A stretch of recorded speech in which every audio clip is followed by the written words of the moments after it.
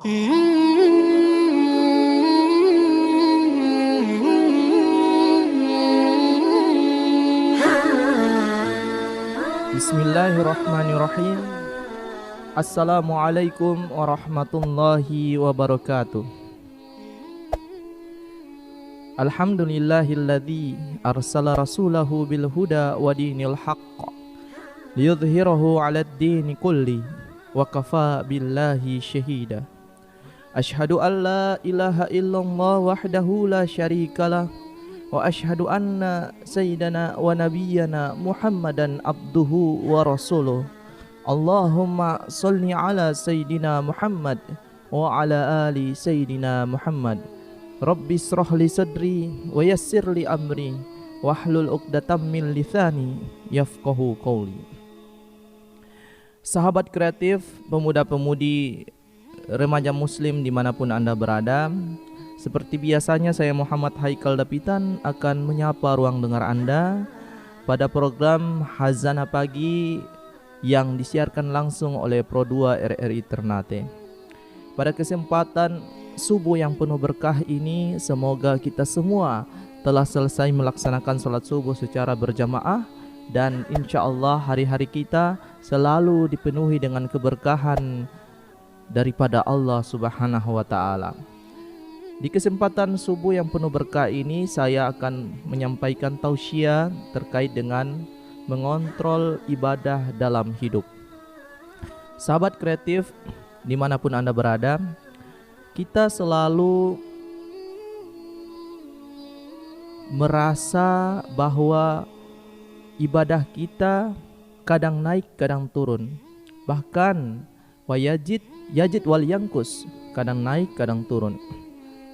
Mengontrol ibadah kita, jikalau kita selalu menganggap bahwa Allah Subhanahu wa Ta'ala selalu melihat kita, memandang kita, selalu melihat gerak-gerik kita, maka pasti kita selalu akan mengontrol ibadah-ibadah kita.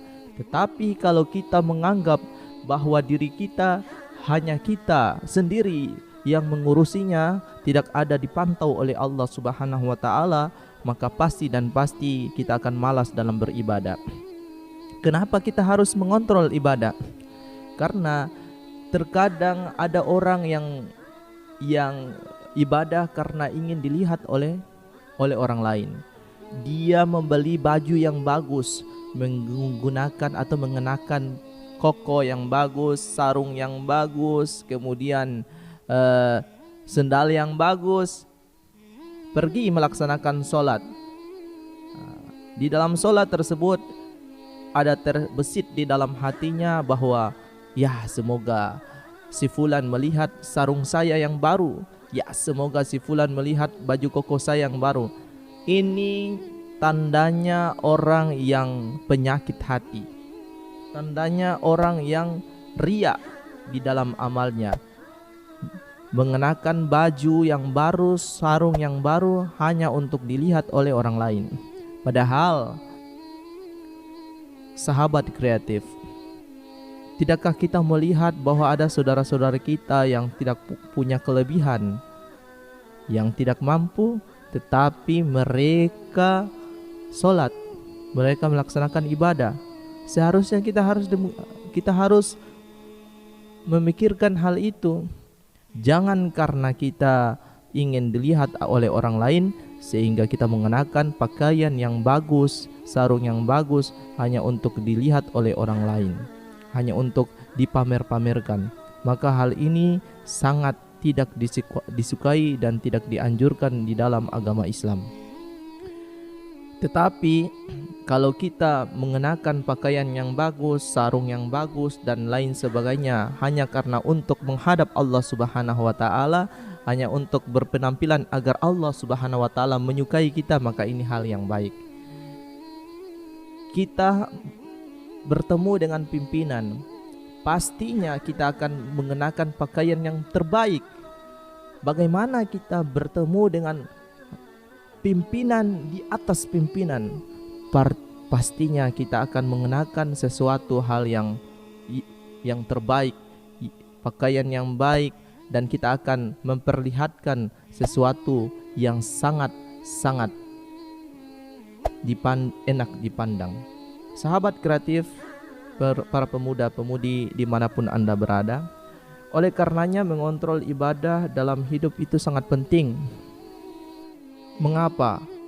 Karena kalau kita selalu bertawakal kepada Allah Subhanahu wa taala dan kita selalu menganggap bahwa Allah selalu melihat amal-amal kita dan diri kita, pastinya kita akan biasa-biasa saja. Tetapi kalau kita menganggap bahwa kita tidak mengontrol ibadah kita, pasti azan pun ketika waktu azan sholat subuh misalkan kita tidak melaksanakan, kita tidak pergi ke masjid karena kita menganggap bahwa nanti saja baru kita sholat, nanti saja.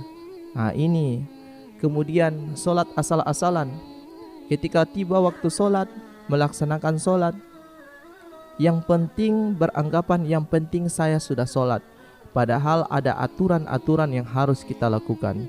Oleh karena itu, menganggap bahwa Allah Subhanahu wa taala melihat kita, melihat amal-amal kita, maka hal ini sangat dianjurkan oleh Rasulullah SAW sesuai dengan aturan dan kaidah yang ditetapkan oleh Allah Subhanahu wa taala.